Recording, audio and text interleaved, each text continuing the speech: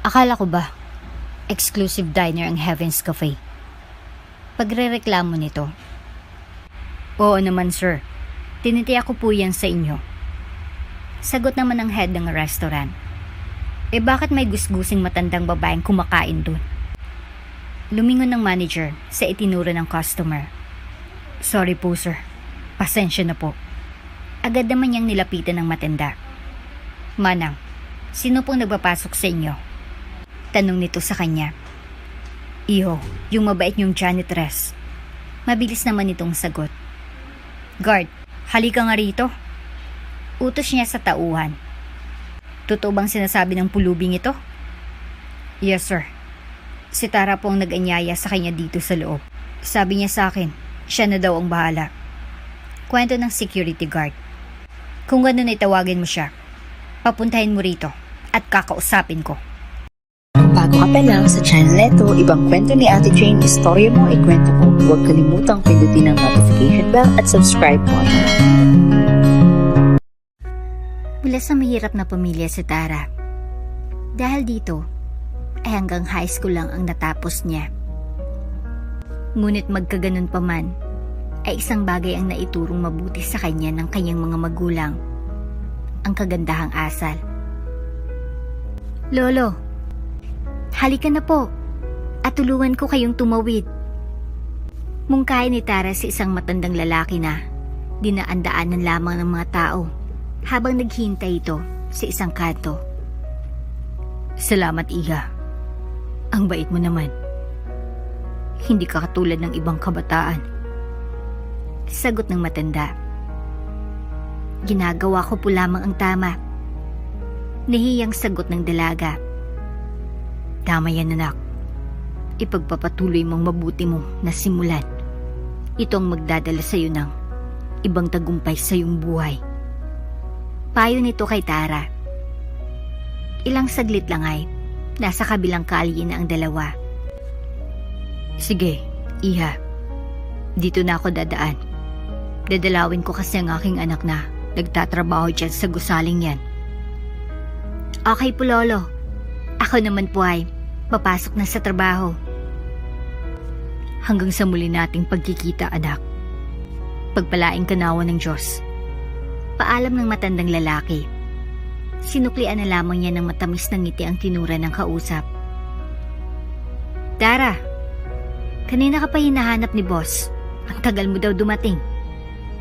Pagbabalita ng isang waiter sa kanya. Ang mabuti pa'y puntahan mo na siya sa kanyang opisina. Galit na galit siya. Dagdag pa ng waiter. Okay, ganun na nga ang gagawin ko. Sagot ng dalaga. Humahangos na naglakad papunta sa kanyang manager si Tara. Alam niya na dahil sa nangyari ay maaari na siyang tanggalin ito sa trabaho. Good morning, boss. Bati ni Tara kay Sir Agustos. Oh, salamat naman at naisipan mo nang pumasok. Pakutsiyang sagot nito. Pasensya na, sir.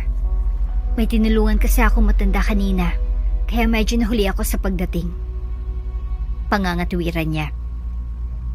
Alam mo, wala akong pakialam kung ano man ang dahilan mo bakit ka late. Basta last chance mo na ito. Boss, huwag naman. Kailangan ko po ng trabaho na ito. Pagmamakaawa niya. Then do your best. Ayaw ko ng empleyado na papasok kung kailan niya gusto. Opo, sir. Maasahan niyo po na hindi na ito maulit. Pangako niya rito. Maganda kung ganon. Sige, umpisan mo nang dapat mong gawin. Hindi na muling umimik si Tara. Tikong bibig na lamang itong lumabas ng opisina ng manager. Buong araw ay wala siyang nasa isip, kundi ang pahiwatig ng kanyang manager. Ano nang gagawin ko kapag nawalan ako ng trabaho? Saan ako kukuha ng pambili ng aking mga pangangailangan? Bulong ng janitress sa kanyang sarili habang nagmamap siya ng sahig. Ang hirap kasi ang makiiwas na mahuli sa pagpasok. Unang-unay, malayo ang aking tirahan dito. Pagkatapos ay Matraffic pa sa daan. Pahayag pa nito. Maya't maya lang ay nagbukas na ang restaurant kung saan siya nagtatrabaho. Isa ito sa mga dinadagsang kainan sa lugar. Masasarap kasi ang luto nila. Ilang minuto lang ay di na magkamayo ang mga customer. Ang iba kasi ay mga dati na nilang parokyano. Ang ilan naman ay mga bisita mula sa ibang lugar na nabalitaan ang kanilang cafe sa social media at nais nila itong subukan. Ano pong order nila, ma'am? Masayang tanong ng lalaking waiter sa mga bisita mula sa Maynila. We will have whatever is your specialty. Nabasa ko kasi sa Facebook na dito ko matatagpuan ang pinakamasarap na luto ng sinigang na hipon. Sagot ng customer. Noted po. Your order will be served in 15 minutes. Paniniyak ng waiter. Sure, we are willing to wait. Pagkumpirma naman ng bisita. Tumayo na si Ethan upang ibigay sa kusina ang kanilang order. Habang naghihintay, ay nakipag-usap muna siya kay Tara na abala naman sa paglilinis. Matagal na siya kasing humahanga rito. Madalang ang pagkakataon na magkita sila sa loob ng restaurant kasi sobrang busy niya sa pagsisilbi. Napagalitan ka ba ni Boss Tara? Usisa niya. Oo, hindi nga lang niya ako sinabon. Ikinulapan niya ako. Pabiro namang sagot ng dalaga para mainis ang lalaki. Hayaan mo lang siya. Ganyan talaga ugali niyan. Basta ang mahalaga ay di ka pa niya tinanggal sa trabaho. Anong hindi? Sabi nga niya kanina ay last chance ko na daw ito. Kapag nahuli pa ako sa pagpasok o makagawa ng isang kapalpakan ay sasanti na raw ako. Ganun ba? Nako, hindi naman ako makakapayag nun. Kapag ginawa niya ay magre-resign din ako. Bakit mo naman gagawin yun? Siyempre, wala nang babaeng nagbibigay ng dahilan upang magsumikap ako araw-araw. Aanin ko pang pumasok rito. Pambubola ng binata.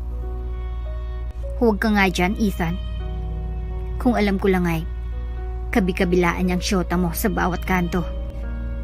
Nagkakamali ka dyan, Tara. Ikaw at ikaw lang ang tanging nagpatibok ng puso ko. Kung ayaw mo maniwalay, edi buksan mo pa ito. Sabi niya sabay turo sa kanyang dibdib. Mambubola ka talaga. Umalis ka na nga sa harapan ko. Maghanap ka na lang ng ibang babaeng madidiskartihan mo. Ouch naman. Sincere naman ako sa mga sinabi ko. Bakit ba ayaw mo akong paniwalaan? Para sa akin kasi, lahat kayong mga lalaki ay di dapat pagkatiwalaan. Katulad ng tatay ko, niloko niyang nanay ko at sumama sa ibang babae. Namatay tuloy siya nang dahil sa labis na kalungkutan. Huwag mo po lahatin lahat ng lalaki. Iba po ako sa kanila. Kapag nagmahal po ako ng babae ay loyal ako sa kanya. Mabigat siyang sinasabi mo, Ethan. Kaya mo bang patunayan yan sa akin? Oo naman. Bigyan mo ako ng pagkakataon at gagawin ko yun. Paniniguro ng binata. Dahil sa isinagot ng lalaki ay di tuloy nakaimik si Tara. Napaisip ito bigla at hindi alam ang isasagot. Oh, bigla ka atang natigilan. Simple lang naman. Tulad ng sabi ko kanina. Kung gusto mo mapatunayan kung paano ako magmahal ng isang babae katulad mo, sagutin mo ako. Sabi pa ni Ethan. Busy ako. Saka ko nasasagutin yan. Palusot ni Tara. Alam ko naman na may pagtingin ka sa akin eh. Nakikita ko yan sa iyong mga mata sa tuwing tayo ay mag-uusap. Sige na. Ibigay mo na yung order ng mga customer mo. Naghihintay na sila. Pag-iwas ng dalaga sa usapan. Aasahan ko ang sagot mo, Tara. Sa lalong madaling panahon. Sana magbagong Pasko ay maging tayo na. Pagsusumamon ng waiter. Ewan ko sa'yo. Pagsusungit ng janitress. Walang nagawa si Ethan kung hindi ang umalis. Ayaw niya kasi na mainis sa kanya si Tara. Baka maging sanhi pa yun na di niya pagsagot rito. Naging magandang benta ng restaurant ng araw na yun. Bagay na labis na ikinatuwa ng manager na si Sir Agustus. Mukha kasi itong pera Wala nang mahalaga sa kanya kundi ang malaking benta. Kahit nang kapalit nun ay ang sobrang kapaguran ng kanyang matauhan. Gabi na nang matapos maglinis si Tara. Hindi niya akalain na inantay pala siya ni Ethan para sabayan sa pag-uwi. Bakit andito ka pa? Nagtatakang tanong ng dalaga sa kanyang maliligaw. Hindi ba't kanina pa natapos ang shift mo? Usisa pa niya.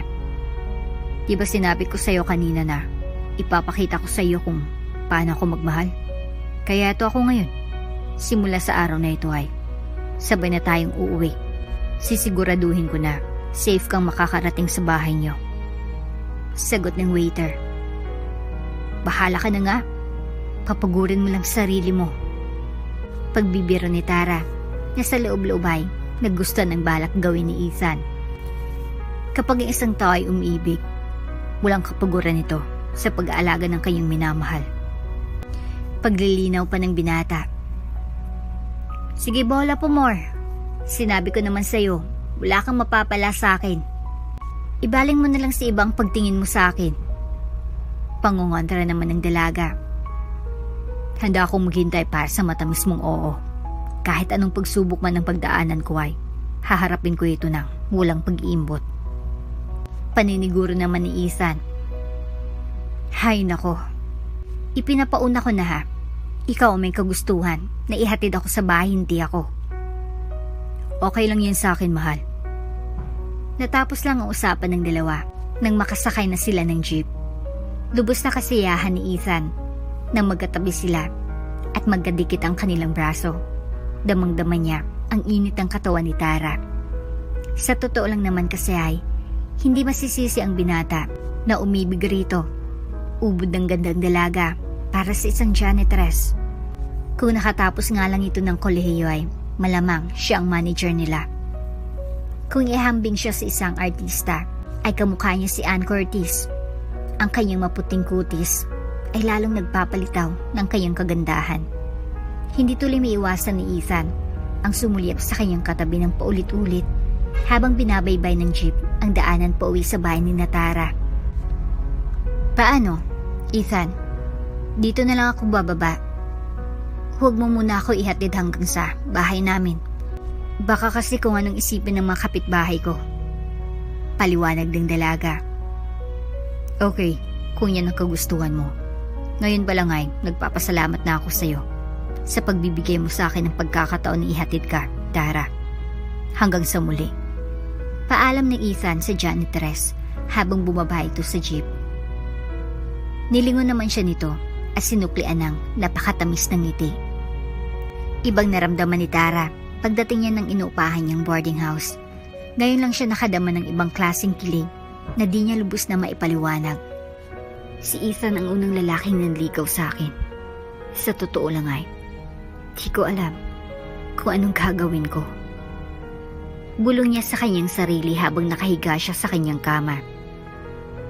Mukha naman siyang mabait at tapat sa kanyang hangarin. Sana'y di siya magbago. Habang tumatagal na, sinusuyo niya ako.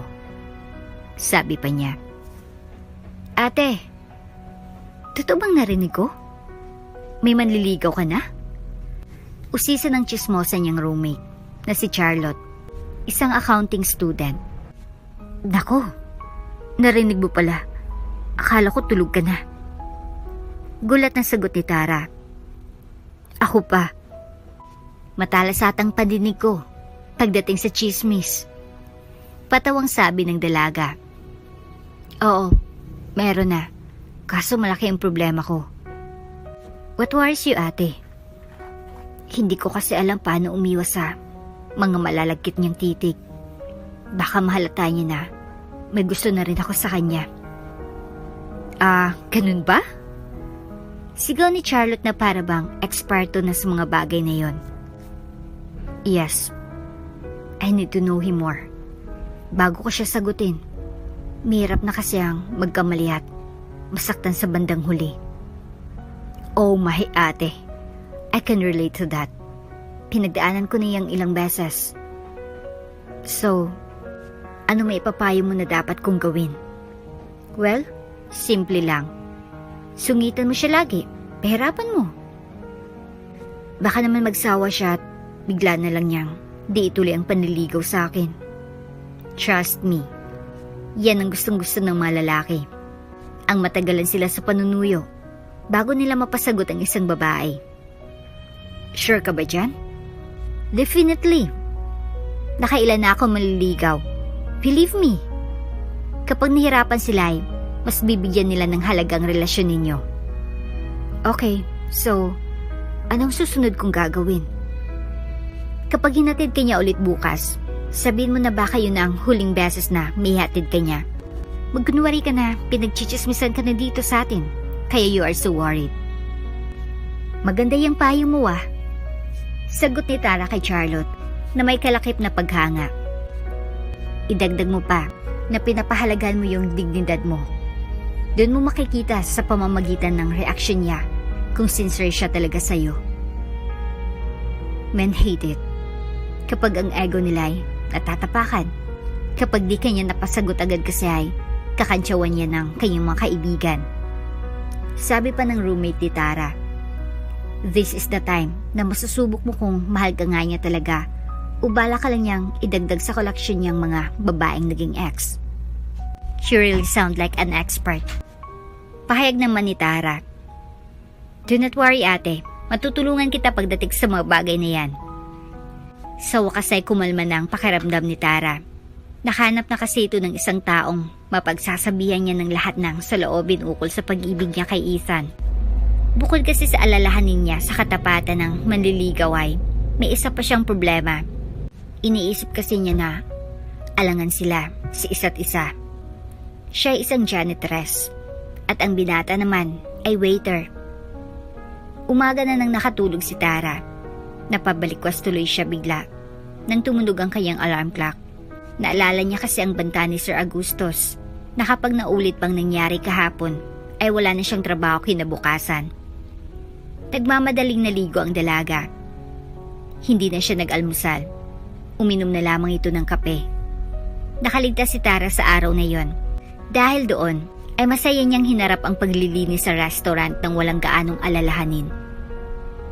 Kumusta na, mahal? Bati ni Ethan sa kanya. Mahal? Hindi pa naman tayo. Kinatawag mo na ako niyan. Inis na sagot ng janitress. Bakit? Wala pa ba akong karapatan na tawagan ka sa pangalan na yan? Patawang wika ng binata. Wala pa po. Nanliligaw ka pa lang sa akin. Kaya pwede ba umayos ka? Pagtataray ni Tara. Sorry na. Nagbibiro lang ako. Biglang cambio ng binata. Bigla kasi itong natakot na baka agad siyang busted din ng dalaga. Sorry. Ang ganda-ganda ng umaga ko kanina lang. Tapos anong ginawa mo? Inis na sabi ni Tara. Di na nakaimik ang waiter. Umpisa pa lang ng araw, bokya na siya sa nililigawan niya. Diyan ka na nga. Huwag mo na akong susundan, pwede ba? Sabi pa ng dalaga. Nanlambot bigla ang mga tuon ni Ethan dahil sa takot. Aburido tuloy siya sa kakaisip kung ano ang dapat niyang gawin para ayusin ang nangyari. Kasalanan mo kasi. Akala mo lahat ng bagay madadaan mo sa biro. Ayan tuloy, naggalit sa'yo si Tara. Paninisi ng guard sa kanya. Tumigil ka na nga dyan. Nakita mo na ngang sising-sisi ang tao. Ginagatungan mo pa. Sagot naman ng waiter. Alam mo, madali lang yan. Bilhan mo siya ng rosas at chocolate. Tignan mo biglang magbabago ang mood niya. Mungkahin ng kanyang kausap. Sure ka ba dyan? Oo naman. Ilang beses ko nang nasubukan yan sa tuwing nag-aaway kami ng asawa ko. Kapag umuwi ako ay pasalubong siyang rosas at chocolate. Kaya ayun, tanggal ang tampo niya. Pagbibida ng sikyo. Sa bagay, may punto ka. Wala namang masama kung susubukan ko yung payo mo. Sagot ni Ethan. Aalis na sana siya para bumili nang bigla niya uling nilapitan ng guard. Paano ko iabot sa kanya mga yun? Galit nga siya sa akin eh. Usisa niya. Diskarte mo na yan, Pards. Mas maigi kung gulatin mo siya. Mahilig ang mababae sa ganun. Okay, naintindihan ko na. Inilagay muna ni Ethan ang biniling rosas at chocolate sa kanyang locker. Balak niyang ibigay ito kapag ihatid niya na pauwi si Tara mamayang gabi. Rosas at chocolate para sa'yo. Bati ni Ethan sa dalaga. Sure ka ba na para sa akin ito? Baka nagkakamali ka. Masungit na tanong ni Tara. Oo naman, peace offering ko ito dahil sa ginawa ko kaninang umaga. Hindi ko naman akalain na mamasamain mo ang biro ko. Tapos naman na yun, sensya na kung nasungitan kita. Hindi kasi ako nakatulog kagabi kaya't bugnutin ako. Paliwanag naman ng janitress. Ibig bang sabihin nun ay, pinapatawad mo na ako? Yes, I hope na naintindihan mong inasal ko. That's just me. Miss Moody, madaling miinis kapag kulang ako sa tulog. Patawang sabi ni Tara. No worries, okay lang sa akin. Sagot naman ng binatang waiter.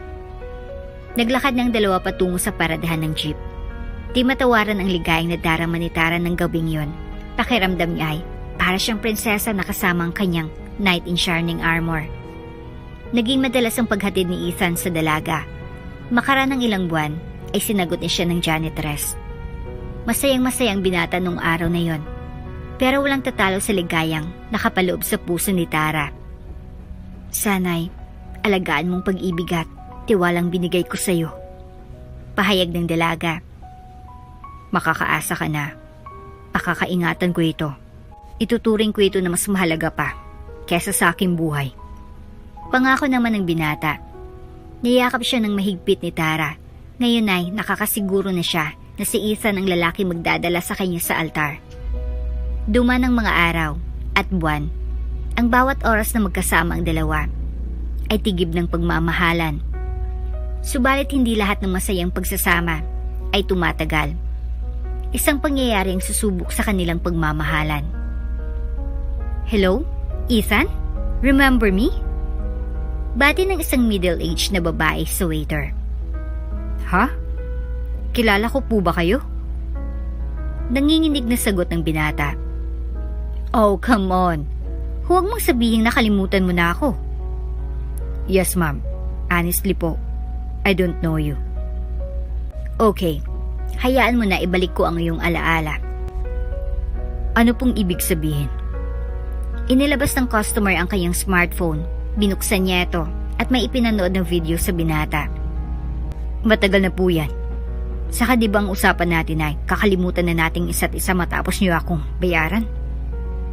Oo, I remember saying that. Pero how can you blame me? Nanalabstruck ako sa'yo. Kaya't nung ibinalita ng kaibigan ko na dito ka nagtatrabaho, I decided that I had to see you. Paglalandi ng babae. Please, please, huwag po dito. Let's just talk about this sa ibang lugar. Pagmamakaawa ng waiter. Alright, bigyan mo sa akin ng cellphone number mo. At text ko sa'yo mamaya kung saan tayo magkikita. Walang nagawa ang binata kundi pumayag sa kagustuhan ng babaeng customer. Kinagabihan ay nagdahilan na lamang siya kay Tara na may lalakarin itong mahalaga kaya't hindi niya ito may hatid pa uwi. Pumayag naman ang dalaga dahil lubos ang tiwala niya sa kanyang kasintahan. Lingid sa kaalaman ng janitress ay may kakatagpuin si Ethan na siyang susubok sa tibay ng kanilang relasyon. Meet me at the entrance of the place where we had our first encounter. Be there or you'll be sorry.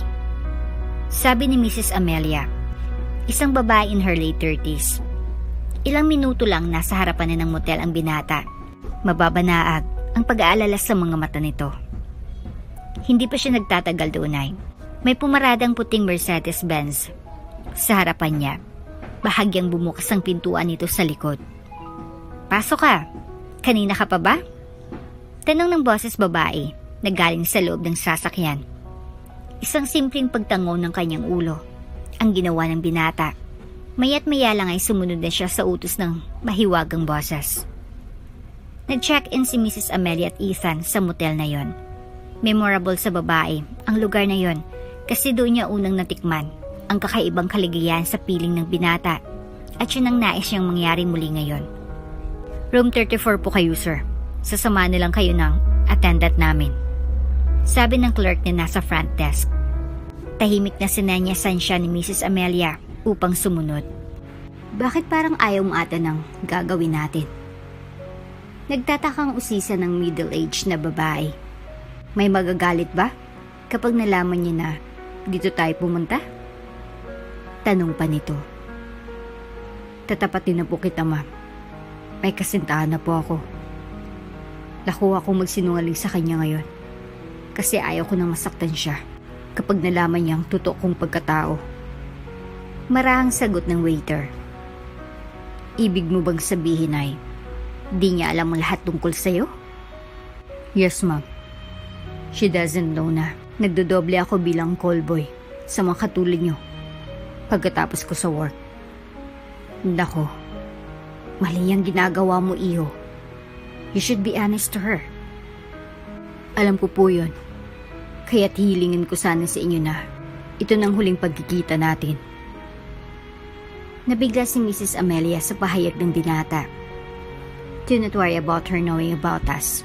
Di ko naman hayaan na malaman niya. I know how to keep a secret. Paniniguro ng matrona. Ando na po ako. May tiwala naman po ako sa inyo. It's just that it would be better kung maglaylo na lang po muna tayo. Sige, pag-iisipan ko yan mamaya pagkatapos natin. Let's just do what we came here to do. Sayang ang oras kung magdadaldalan lang tayo. Okay, ma'am. Naganap na nga ang inaasam-asam ni Mrs. Amelia. Ilang beses siyang inangkin ni Ethan. Palibhasay, bata pa ito, kaya't he is capable of doing multiple rounds sa loob lang ng 3 oras. So I guess, this is it. Chat na lang kita ulit kung kailan ang susunod na pagtatagpo natin. You made me feel like a young woman tonight, Ethan. Sabi ng babae. Sige, ma'am. Sang-ayon ng binata. Pero sanay, pagbigyan niyo ako sa aking kahilingan. Dagdag niya. Binigyan pala kita ng bonus dahil sa maganda mong performance sa gabing ito. Sagot ng matrona habang inaabot nito ang sobre na may malamang lilibuhin kay Ethan. Naghiwalay ng dalawa sa paglabas sa motel.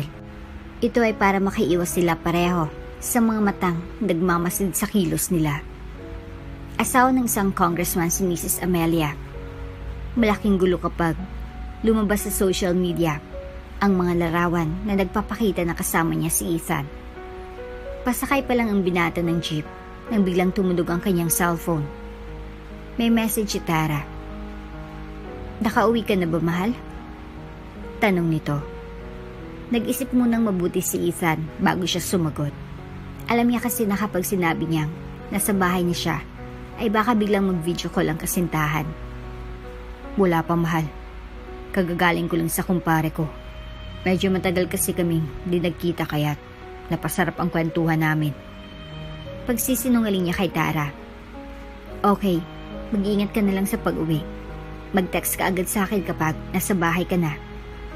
Nag-aalalang utos nito. Oo, mahal. Makaraan ng kalahating oras ay nakarating na sa kanila ang binata. Nasa gate pa lang siya ay sinabihan niya agad ang kasintahan na nakauwi na nga siya. Nang gabing yun ay di makatulog si Ethan.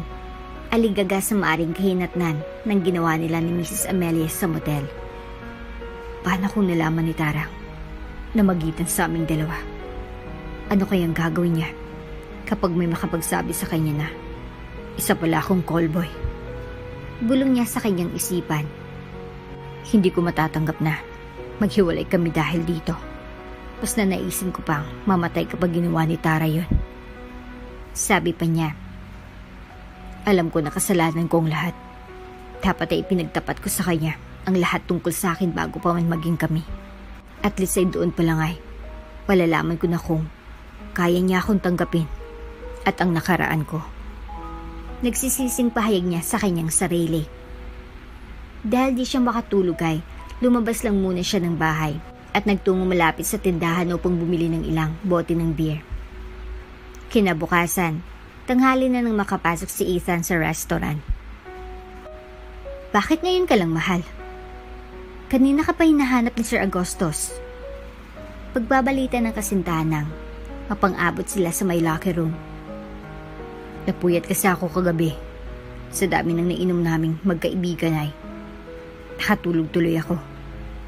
Paliwanag niya kay Tara na noon ay naghahanda ng maglinis. Puntahan mo na lang siya agad. I am sure naman na maiintindihan ka niya kung magpapaliwanag ka. Sabi ng dalaga para lumakas ang loob ni Ethan. Sige mahal, iwanan muna kita dito. Nagmamadaling nagtungo sa opisina ng manager ang binata. On the way nag-iisip ng maganda niyang idadahilan sa boss niya kung bakit ngayon lang siya nakapasok. Alam mo naman na siguro bakit kita ipinatawag. Sabi ni Sir Agustus. Opo sir. Sagot ni Ethan habang nakayuko ang kanyang ulo. Bakit ka nga ba na-late? May nasikaso po kasi akong personal matters kagabi. Hating gabi na po ako nakauwi sa bahay kaya napuyat po ako. Alam mo Ethan, ilang beses ka na rin naging employee of the month sa restaurant. Sana'y huwag mong sirain ang magandang track record mo dito. Pasensya na sir. Hindi na po mauulit. Paghingi niya ng tawad sa kanyang boss. Sige, dahil first time na mangyari ito ay palalagpasin ko ito. Pero sana'y huwag mo nang gawin ulit. Yes Sir Agustus, nangangako po ako. Okay, dyan lang naman ang gusto kong sabihin sa iyo sa ngayon. Pwede ka nang bumalik sa trabaho mo. Salamat sir. Agad na umalis ng opisina ng manager niya si Ethan. Umiiwas kasi ito na mahalata niya na nagsisinungaling ito. Kumusta mahal? Anong sabi ni Sir Augusto sa'yo? Usisa ni Tara nang magkita silang muli sa koridor, malapit sa kusina. Ayun, pinagalitan niya ako dahil late akong pumasok. Ngunit nung nagpaliwanag ako sa kanya kung bakit nangyari yun ay naging okay naman ang lahat. Tugon nito sa kanyang kasintahan. Binanggit din niya sa akin ang pagiging employee of the month ko ng ilang beses. Binili niya ako na sanay.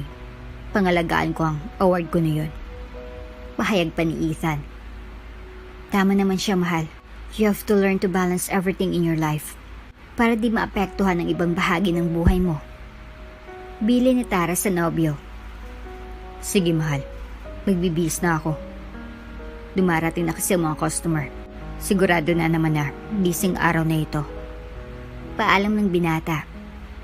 Okay, magkita na lang tayo mamayang uwian. Sabi ng dalaga. Hindi nagkamali ng tinuran si Ethan. Ilang minuto lang ay nagsidatingan na nga ang mga parokyano ng kanilang restaurant. Talagang trending ang kanilang kainan sa halos lahat ng Pinoy na nakakaalam nito through social media. Nang gabing yun ay inihatid ng waiter ang janitress niyang nobya gaya ng nakagawian niya. Sa buong akala ni Ethan ay matagal pa bago siya gagambalain ulit ni Mrs. Amelia, subalit sadyang mapaglaro ang tadhana. Naglalakad na noon ang binata pasakay ng jeep matapos siyang ihatid si Tara nang bigla may pumarang sasakyan sa harapan niya. Kumusta na, handsome? Bati ng matrona sa kanya. Are you free tonight? Tanong pa nito. Pasensya naman, hindi po kasi ako available. Pagtanggi ni Ethan sa imbitasyon ng babae. Tinatanggihan mo ako? Naisip mo bang mabuti yung sinasabi mo? Inis na usisan ni Mrs. Amelia. Opo. Di po ba sinabi ko sa inyo na last time na gusto ko na po ng tahimik na buhay? Nais ko na pong talikuran ng nakaraan ko. Mariing sagot ng binata. Sige, kung yan ang gusto mo, pagbibigyan kita. Pero hindi itong huling pagkikita natin. Pananakot ang matrona. Padabog niyang isinara ang pintuan. Tapos ay inutusan niyang driver na paharurutin ng kotse na sinasakyan niya. Nahintakutan si Ethan sa pagbabantang iniwan ni Mrs. Amelia.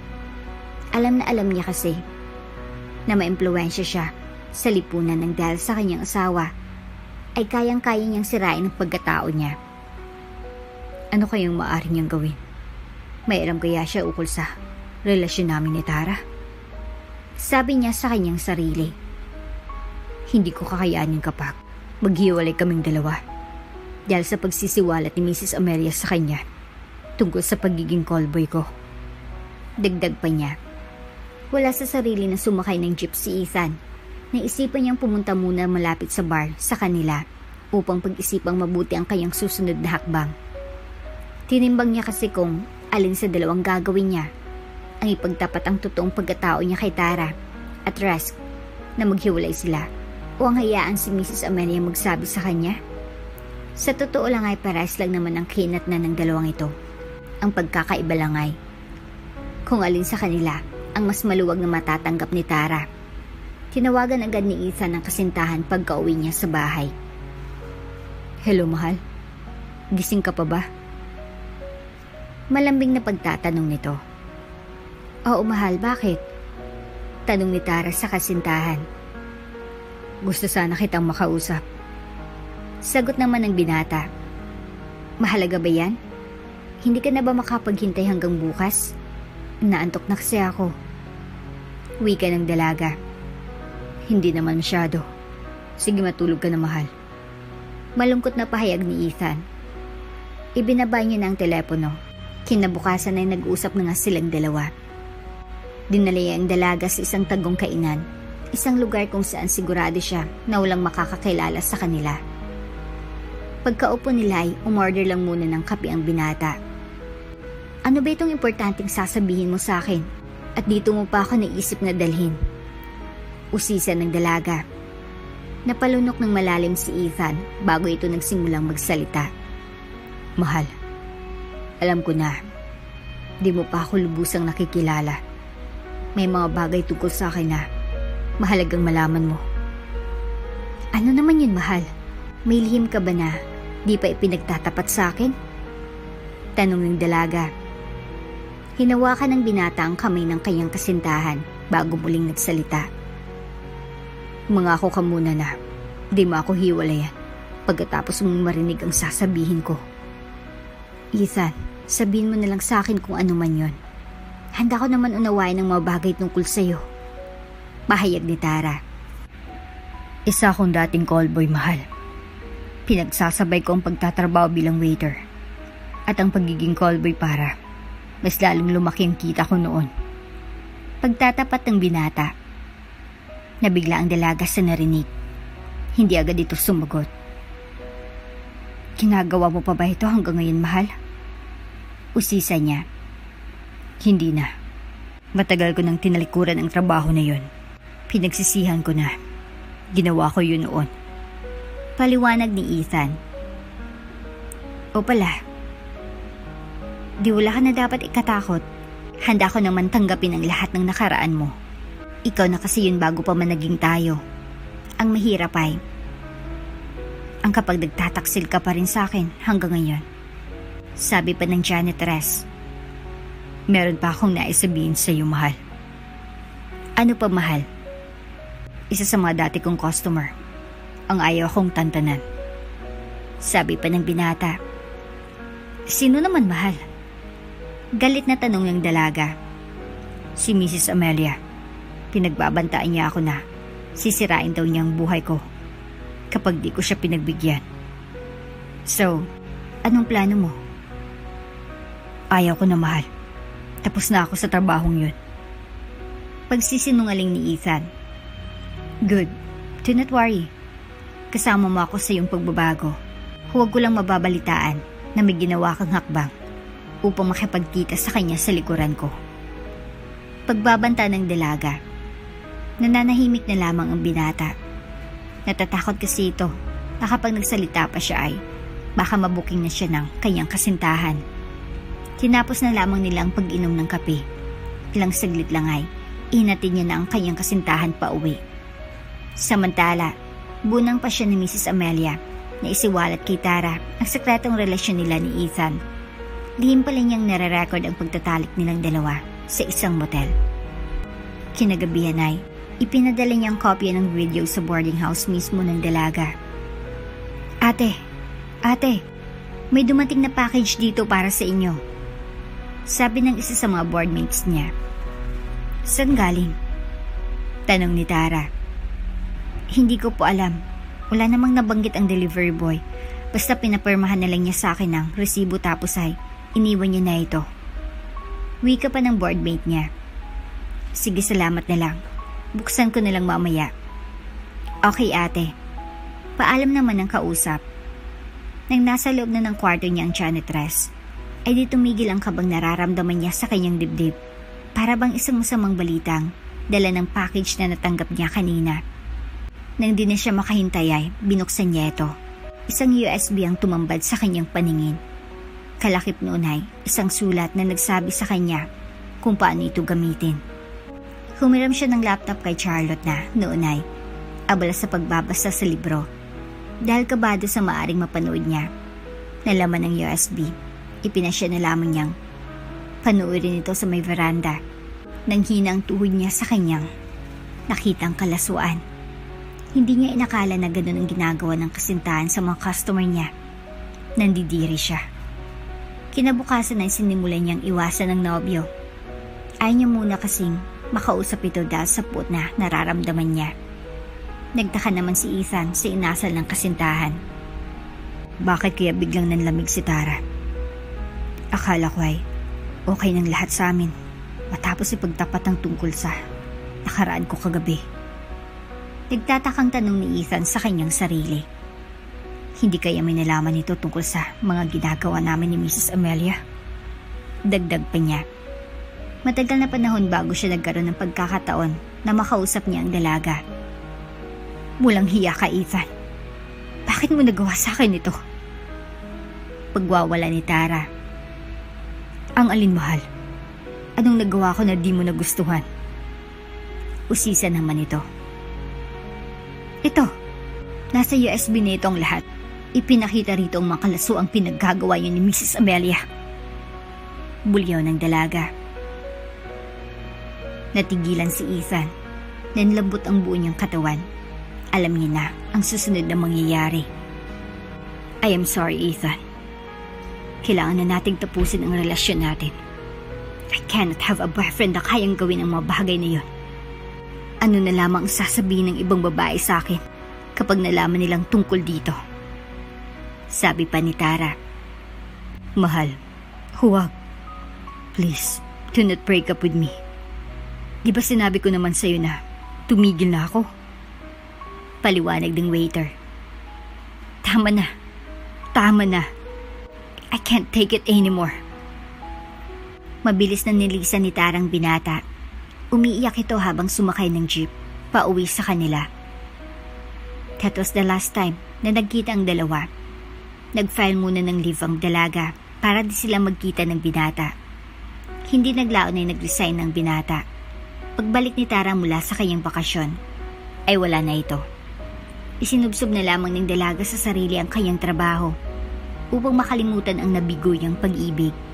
Marami pang binatang nanubok na manligaw sa kanya. Subalit binasted niya ang mga ito. Hanggang sa isang kaganapan ang nangyari sa restaurant na tuluyang nagpabago sa takbo ng kanyang buhay. Mana, hindi po kayo pwedeng pumasok dyan. Pagsaway ng guard sa isang matandang babaeng pulubi, nagusgusin. Subalit mistulang bingi ito. Dumiretso pa rin ito papasok ng mamahaling restaurant na isa sa mga dinadayan ng mga turista sa lugar na yon. Ang Heaven's Cafe. Sinundan siya ng guard. Hayaan mo na ako, ama. Ilang araw na kasi akong di kumakain. Gutom na ako. Pagmamakaawa ng pulubi. Hindi po talaga pwede, manang. Ako naman po mawawalan ng trabaho kapag pinayagan ko po kayo. Sagot ng guard. Napansin ni Tara ang pagtatalo ng dalawa sa may pintuan. Pinagtitinginan na sila ng mga customer na pumapasok. Nilapitan niya ang mga ito upang alamin kung anong nangyayari. Manong, ako na pong bahala sa kanila. Asikasuhin niyo na lang po yung mga pumapasok. Mungkahi ni Tara. Sige po, ma'am. Basta kahit anong mangyari ay huwag kayong pumayag sa kagustuhan ng pulubing yan. Kundi lagot tayong pareho kay boss. Paalala ng guard sa dalaga. Inakay ni Tara ang matandang pulubi sa isang sulok ng restaurant. Tapos ay pabulong na kinausap. Manang, narinig ko pang pinagtatalunan niyo ng guard namin kanina. Ako na po bahala sa inyo. Basta huwag lang po kayong maingay. Sabi ng dalaga. Salamat, anak. Alam ko na bawal sa inyo na magpapasok ng katulad ko sa inyong mamahalang restaurant, pero pinagbigyan mo pa rin ako. Sagot naman ng pulubi sa dalaga. Ngumiti na lamang si Tara at tinanong na lamang ang matanda kung anong nais niyang kainin. Ikaw nang bahala, Iya. Ang mahalaga lang naman sa akin ay magkalaman ang aking tiyan. Sige po, Lola. Dito na lang po kayo at ihatid ko na lang maya-maya ang pagkain niyo. Paniniguro ng dalaga. Nagtungo si Tara sa kusina at humingi na lang siya ng tinapay at konting spaghetti. Sinamahan na rin niya ito ng Coke at nagbalot siya ng fried chicken. Heto po ang pagkain niyo. Kain na po kayo kasi alam ko na gutom po kayo. Iiwanan ko pong muna kayo kasi kailangan ko pong maglinis saglit. Mahinang wika ng maganda at mabait na janitress. Okay, Iya. Salamat sa pag-aasikaso sa akin. Sagot naman ito sa kanya. Pinagtitingin ng pulubi ng mga customer. Diring-diri sila sa hitsura. Maya't maya lang ay, di na nakatiis ang isa sa kanila at sinabihan ng isang waiter na tawagin ang kanyang manager. Akala ko ba exclusive diner ang Heaven's Cafe?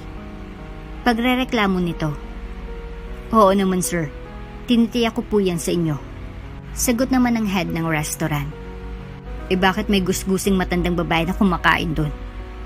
Lumingon ng manager sa itinuro ng customer. Sorry po, sir.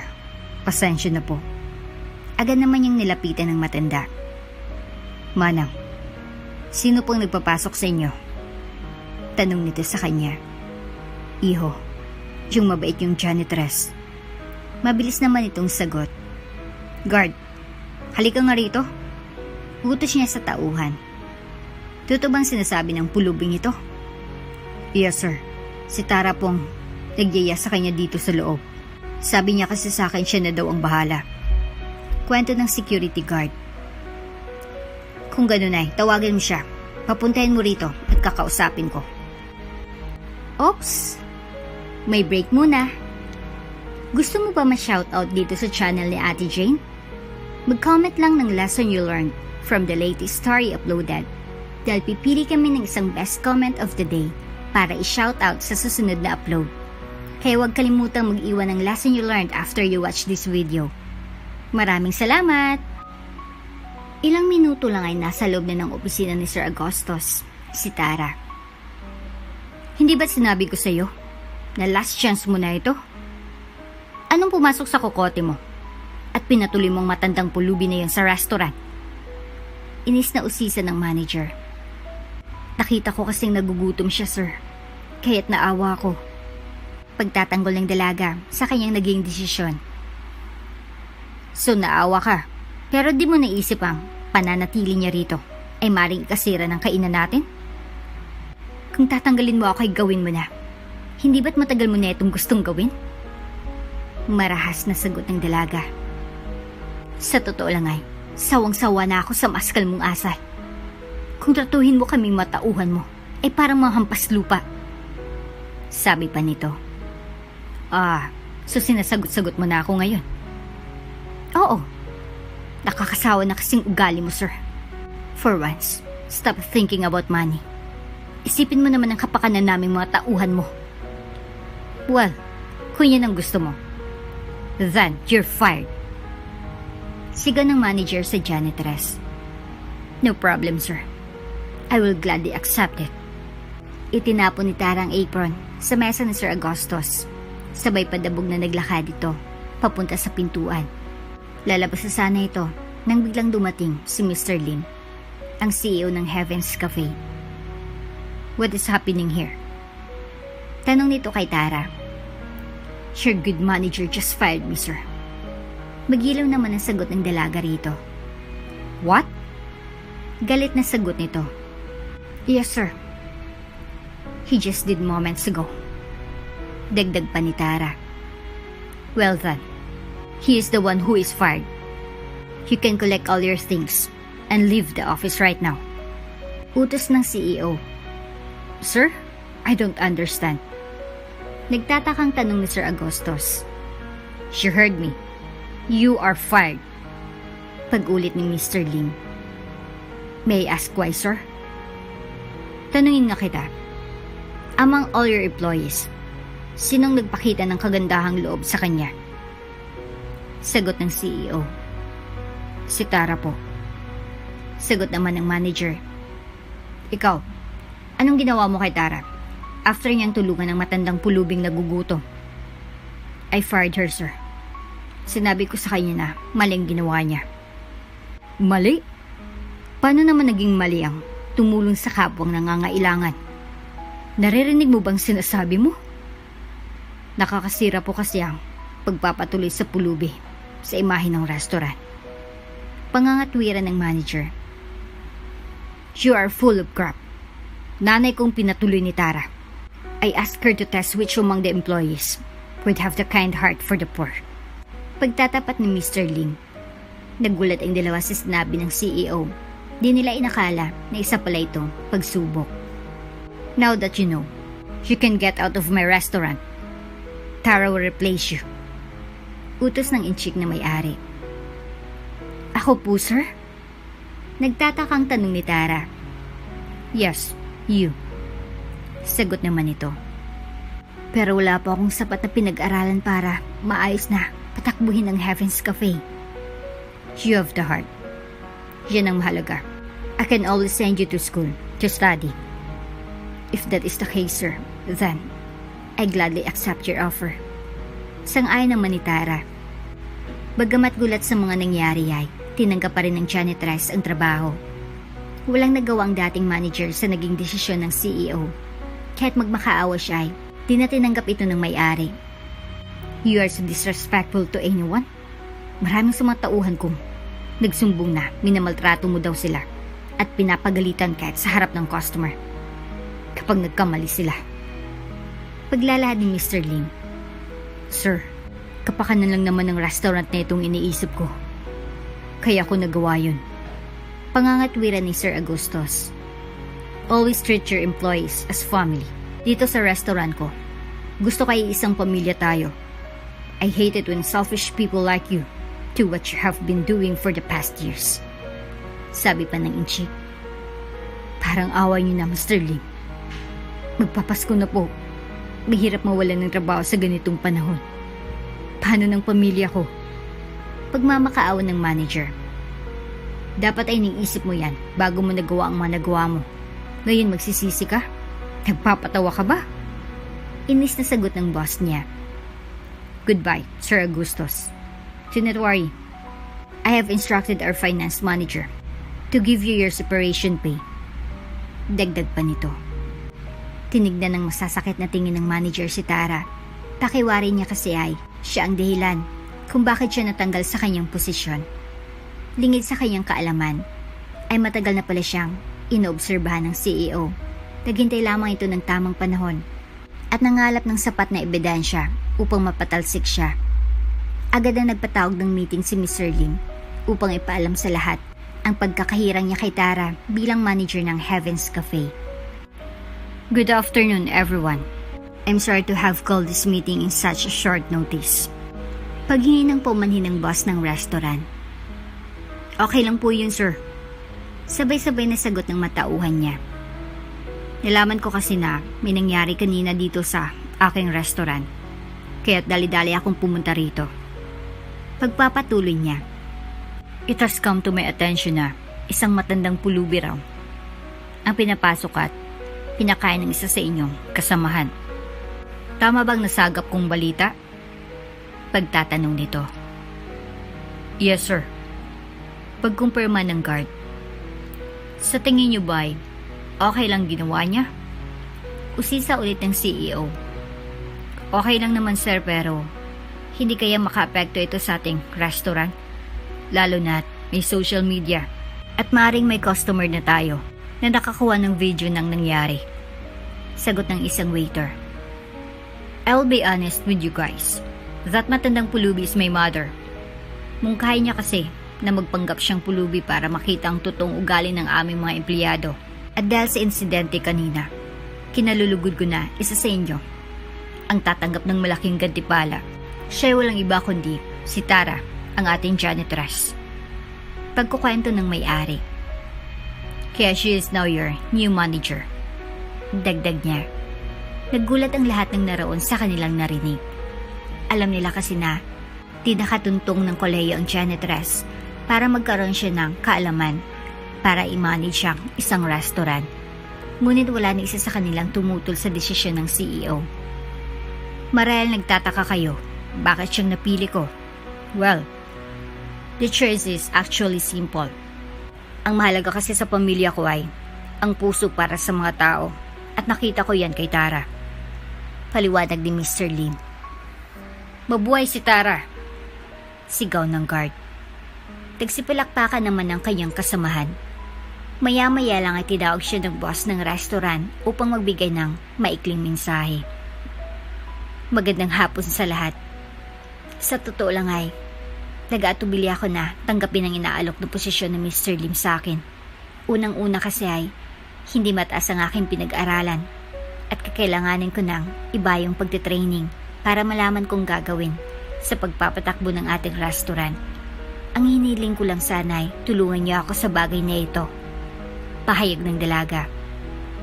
Walang problema, Ma'am Tara. Sabi ng ibang tauhan. Makakaasa kayo sa aming tulong. Malugod naming tinatanggap na kayong bago naming manager. Pahayag pa nila. That's it then. So everyone, let's welcome Miss Tara as your new restaurant manager. Anunsyo ng CEO. Malakas ang palakpakan ng muling ibinigay ng lahat ng empleyado ng Heaven's Cafe. Kinabukasan ay nagsimula ng paglilingkod ni Tara bilang bagong manager. Sa hapon naman ay isang professor mula sa isang kolehiyo ang pumupunta roon upang turuan siya. Ang pagpapatakbo ng isang restaurant ay hindi biro. Panimula ng professor. Ang una nating pag-aaralan ngayon ay tungkol sa iba't ibang trabaho na nakapaloob sa isang kainan tulad ng Heaven's Cafe. Para mas malinaw ay paghanda ako ng isang larawan upang mas madaling maintindihan ang bawat posisyon. Pagpapatuloy nito, araw-araw na ganito ang eksena sa opisina ni Tara. Todo sikap siya upang madali niyang matutunan ang dapat niyang gawin. Hindi nagtagal ay nakatapos na rin siya. Ngayon ay isa na siyang ganap na HRM graduate. Masaya na sana ang buhay ni Tara, subalit may isang taong magbabalik upang kumbinsihin siya na ipagpatuloy ang naudlot nilang pagmamahalan. Good morning, Miss Tara. Bati ng guard sa dalaga. Yes, guard? Anong meron? Magilaw naman ang sagot niya. May isang lalaki po na naghahanap sa inyo. Sinabi niya ay matagal niya na kayong kakilala at gusto niya kayong makausap. Pagdadrama naman ng guard. Sige, patuloyin mo siya. Utos naman ng manager. Hello, Tara. Sabi ng isang pamilyar na boses. Nagulat ang bagong manager. Naiangat niya ang kanyang ulo. Ikaw? Anong ginagawa mo rito? Inis na wika ni Tara. Teka, hayaan mo muna akong magpaliwanag. Pagmamakaawa ni Isan. Wala ka nang dapat ipaliwanag pa. Matigas na sagot ng dalaga. Marami, Tara. Marami akong dapat sabihin. Hindi naman ako nagpunta rito para subukang suyuin ka. Ang nais ko lang ay proper closure, kung yan ang pasya mo. Sabi pa ng binata. I know that what I did in the past was wrong. Sinubukan kong maging tapat sa'yo. Pero paanong pamilya ko? They are all depending on me para sa kakainin nila. Pagpapatuloy nito. Umiwas ako kay Miss Amelia kaya't nagawa niyang sirain ako sa'yo. Hayaan mo ba na magtagumpay siya? Naroon na ako na siniraan kanya. Pero wala sanang video na yun. Kung hindi ka pumayag sa nais niya. Naiyak na pahayag ni Tara. She brought everything upon yourself. Kung naging lalaki ka lang sana, edi sana tayo pa rin. Sabi pa nito. Masisisi mo ba ako, Tara? Ikaw kayang may mga kapatid na umaasa sa'yo. Wala na akong magulang. Ako lang bumubuhay sa kanila. Bakit ngayon mo lang sinasabi ang lahat ng ito? Because you did not give me a chance to explain in the first place. Basta mo na lang ako iniwan. Iniwan kita nang walang pasabi kasi labas mo akong nasaktan. I know, and I understand. Pero sana'y binigyan mo muna ako ng pagkakataon na ipakita sa iyo kung gaano kita kamahal. Pero Ethan, Hindi porket ikaw ang breadwinner ng pamilya mo, ay kakapit ka na sa patalim. Paano kung nalaman ni Congressman ang tungkol sa inyo ni Miss Amelia? Anong gagawin mo? At that moment, hindi ko naisip yun. Ang malaga sa akin noong mga oras na yun ay ang pera na makakatulong sa aking pamilya. Hindi mo rin ba naisip ang maaring epekto nito sa ating relasyon? Oo, naisip ko. Subalit nagtapat naman ako sa iyo ukol dito, di ba? Nagtapat ka nga pero di mo naman sinabi ang lahat. Kaya ako nasaktan. Dahil para mo akong niloko. Mahal pa rin kita hanggang ngayon, Tara. Sana'y mahanap mo na sa iyong puso ang patawarin ako. Kung hindi mo man ako kayang mahalin. Gusto man kitang mahalin muli ay pinipigilan ako ng isipan ko. Ang sabi niya sa akin ay, niloko mo na ako noon. Anong garantiya na di mo na ito gagawin ulit? Inaamin mo ba sa akin na mahal mo pa ako hanggang ngayon? Oo, Ethan. I'd be a fool not to admit na mahal pa rin kita. Then bigyan mo ulit ako ng isang pagkakataon.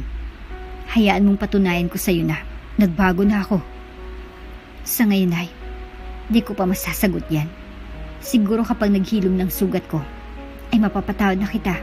Pero hindi ibig sabihin noon na handa na ako makipagbalikan sa'yo. Maghihintay ako, Tara. Maghihintay ako.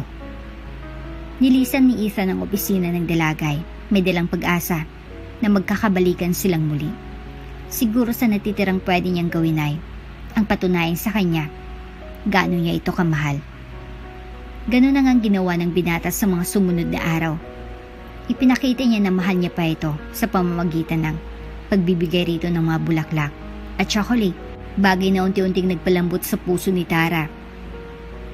Tara, panahon naman na siguro para tanong kita muli kung ako ay may pag-asa pa na mahalin mong muli. Tanong ni Ethan, isang gabing naglalakad sila ng dalaga papunta sa paradahan ng jeep. Saglit na tumigil si Tara sa paglalakad. Hinarap niya ang binata. Oo, Ethan, tinatanggap kitang muli sa buhay ko. Napatunayan mo naman sa akin na talagang mahal mo ako. Sagot ng dalaga. Bagay na labis nagpasaya sa dating waiter. Kung ganun ay, tayo na ulit. Paglilinaw nito na tila di makapaniwala sa narinig. Yes, mahal, tayo na ulit. Paniniyak ni Tara. Napatalon si Ethan sa tuwa. Kung marami man ang nakakita sa kanyang ginawa, ay wala na siyang pakialam. Ang mahalaga sa kanya nung mga oras na yon ay ang katotohanan na kasintahan niya na ulit si Tara. Pangako ko, mahal, gagawin ko ang lahat para maging maligaya tayo. Lalo ako magsusumikap sa trabaho para makaipon na ako para sa ating kasal. Kasal? Kasal na agad? Gulat na usisa ng dalaga. Yes, bakit? Ayaw mo po ba na ikasal na tayo? Nasa hustong edad naman na tayo ah. Maliwanag ni Ethan. Alam ko na we are in the right age to get married. Pero may kailangan pa akong tuparin ng mga pangarap ko sa aking buhay. Sabi naman ni Tara. Pwede mo naman abutin ang mga pangarap na yan. Kahit mag-asawa na tayo, bibigyan kita ng kalayaan gawin ito. Sure ka ba dyan, mahal? Kasi marami na akong nakilalang mga babae na matapos silang ikasal at magkaanak ay di na nila natupad ang kanilang mga bitiin sa buhay. Paniniguro ng dalaga. You can count on me. I would never back down from what I said. Pahayag ng binata. Okay then, once ready ka na, pakasal na tayo. Sang-ayon ng bagong manager ng Heaven's Cafe. Naging memorable ang gabi na yon sa kanilang dalawa, lalong-lalo na kay Ethan. Nung naghiwalay kasi sila ay di niya na inakala na magkakabalikan pa sila. Dumaan ang mga buwan, naging top performer ang branch na hinahawakan ni Tara dahilan upang taasan ng may-ari ang kanyang sahod. Habang si Ethan naman ay na-promote bilang head waiter ng nasabing restaurant. Sa bawat araw na magkasama sila ay puno iyon ng kaligayahan. Congratulations, mahal. I am so proud of you. Bati ni Tara sa kanyang kasintahan. Sabi ko naman sa'yo, gagawin kong lahat para makabawi sa'yo at makaipon para sa kasal natin. Sagot ni Ethan minsang kumakain sila sa labas. By the way, Sinabihan ako ni Mr. Lim na bilang bonus sa aking katapatan sa restaurant ay bibigyan niya ako ng lupa. Ako na lang daw bahala sa pagpapatayo ng bahay. Natutuwang balita ng dalaga sa kanyang kasintahan.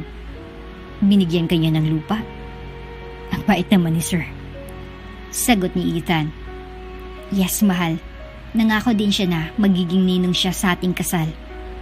Sabi pa ni Tara. Nako, kailangan ko talagang gawin na ingrande ng ating pag-iisang dibdib. Makakantsawan talaga ako ni Sir kapag di ko nagawa yun. Patawang sabi ng binata. Do not stress yourself, mahal. All I want is a simple wedding. Ang mahalaga ay ang pagmamahalan nating dalawa.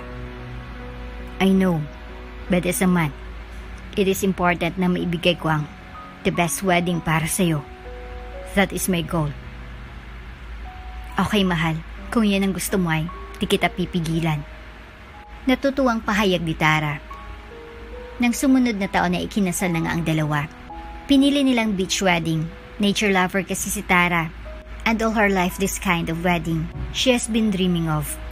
Hindi nagtagal ay biniyayaan sila ng isang malusog na sanggol na lalaki. Kamukhang kumukha ako ah. Masayang sabi ni Ethan.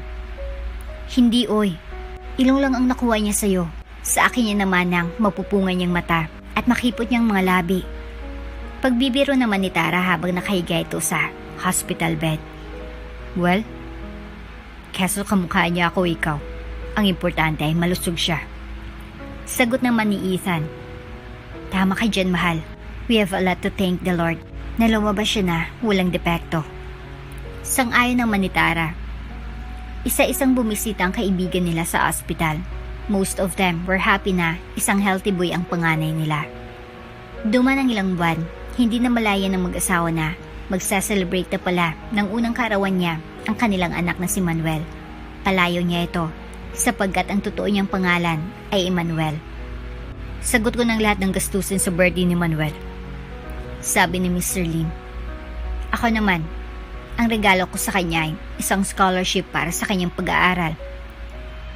Sabi ng matandang ina ng may-ari ng restaurant. Salamat naman, ma'am. At Ninong. Pahayag ng mag-asawa.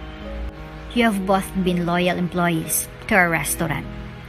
This is our way of giving back to you for whatever blessings you have been given us. Paliwanag ng ina ni Mr. Lim. Natuloy na nga ang selebrasyon ng kaarawan ni Manuel sa Heaven's Cafe. Maligayang maligaya na sana si Tara, subalit isa namang tao ang muling nagbabalik sa kanyang buhay. Good morning. Dito po ba ginanap ang birthday ng anak ni Tara? Tanong ng isang matandang lalaki sa guard. Opo, dito po sir. Magiliw naman ang sagot nito. Kamag-anak kasi ako ni Tara. Inimbitahan niya ako para dumalo sa party. Paliwanag ng lalaki. Ganun po ba? Kung ganun ay, tuloy po kayo sa loob. Kakasimula pa lang po ng selebrasyon. Anyaya ng guard. Dala ng mainit na regalo ay, naglakad ang matanda patungo sa venue, kung saan nakakarinig siya ng masayang kantahan. Bahagya siyang sumilip sa pintuan. Sa di kaliyuan ay, nakita niya na sa wakas ang anak, na matagal niya na di nasilayan. Dahan-dahan niyang binuksan ng glass ng pintuan at naupo siya sa isang mesa sa sulok. Masaya niyang pinagmasdan ng kanyang apo na karga-karga ng kanyang anak na si Tara.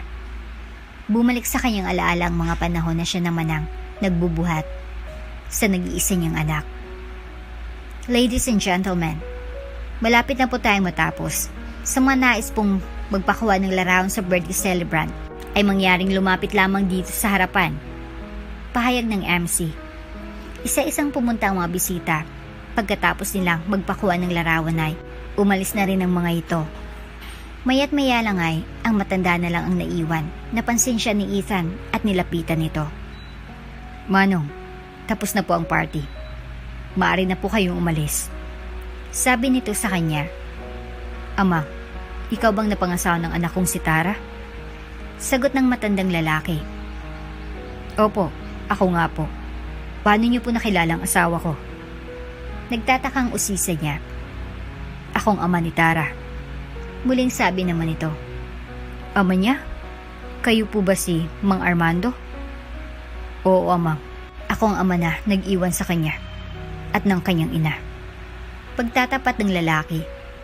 Teka lang po at tatawagin kong asawa ko. Aligagang sagot ni Ethan. Saglit niya itong iniwan at nilapitan niya si Tara. Sinabi niya rito na naroon ang kanyang ama. Itay? Kayo po ba yan? Gulat na usisa ni Tara. Oo anak, ako nga ito. Si Itay Armando mo. Itay! Itay! Bakit ngayon lang po kayo nagbalik? Ang buong akala ko ay patay na kayo. Pahayag ni Tara. Anak, matagal na kitang hinahanap.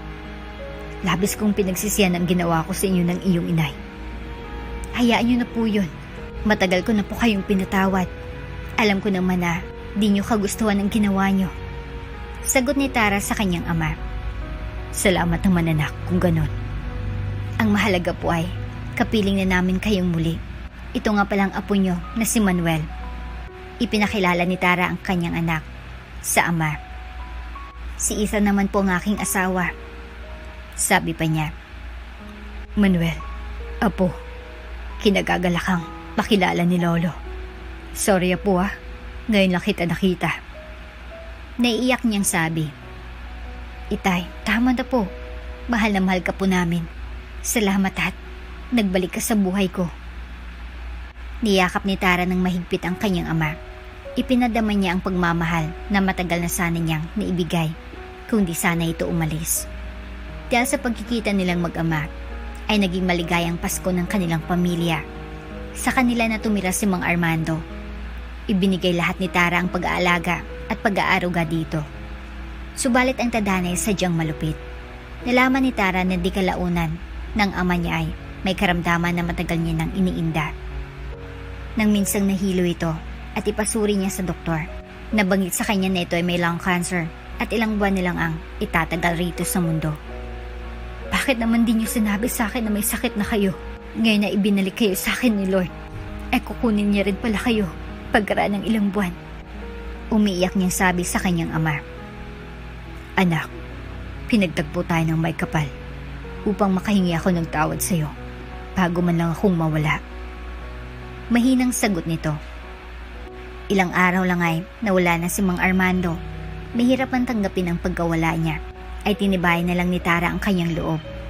Nagpasalamat na lang siya sa taas na muli silang nagkita bago ito na maalam. At dito na nga po nagtatapos ang ating kwento. Hanggang sa muli. Shoutout nga pala kay Jun Pantilano. Ang sabi niya, Missed you Jane 3. Buti na lang parang nasa mood ka dito. Thank you so much po Sir Jun sa walang sawang pakikinig sa aming mga love stories. God bless po. Kung bago ka pa lang sa channel neto, ibang kwento ni Ate Jane, istorya mo, ikwento ko. Huwag kalimutang pindutin ang notification bell at subscribe po.